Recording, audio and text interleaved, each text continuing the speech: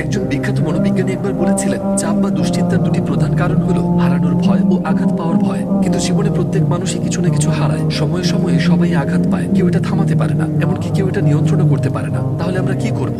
এর উত্তর লুকিয়ে আছে নবী ইব্রাহিম আলাইহিস সালামের দোয়ায়, হাসবুনাল্লাহু ওয়া নি'মাল ওয়াকিল। আমার মনে হয় আপনি এটা আগেও শুনেছেন। হাসবুনাল্লাহ অর্থ আল্লাহই আমার জন্য যথেষ্ট, কিন্তু ওয়া নি'মাল ওয়াকিল মানে আসলে কি? এর অর্থ তিনি সেইজন যিনি সবকিছু পরিচালনা করেন নিখুঁতভাবে। ওয়াকিল মানে এমন একজন যিনি আপনার পক্ষ থেকে সিদ্ধান্ত নিতে পারেন। তাহলে যখন আপনি বলেন আমি আল্লাহকে আমার ওয়াকিল মানি, তখন এর মানে দাঁড়ায় আমার জীবনে যাই ঘটুক সেটি তারই সিদ্ধান্ত, তার চাওয়াই আমার জন্য সর্বোত্তম, আর আমি তাতে সন্তুষ্ট থাকি। সহজভাবে বললে আমরা এই জীবনের কোনো কিছুই নিয়ন্ত্রণ করতে পারি না, আর যতই চেষ্টা করি না কেন কিছু বিষয় একেবারেই আমাদের হাতে থাকে না। আর ঠিক তখনই এই দোয়াটি কাজে আসে। এতে মূলত বলা হয়েছে, হে আল্লাহ, আমি আমার দায়িত্বটুকু পালন করেছি, এখন আমি ফলাফলটা আপনার উপর ছেড়ে দিচ্ছি, কারণ আপনি আমার চেয়েও ভালো জানেন। আপনার সিদ্ধান্তই সবসময় আমার সিদ্ধান্তের চেয়ে উত্তম। আমি আপনার কাছে আত্মসমর্পণ করলাম, আপনি আমার জন্য যথেষ্ট। আমি আপনাকেই বিশ্বাস করি আমার সব বিষয়ে। আর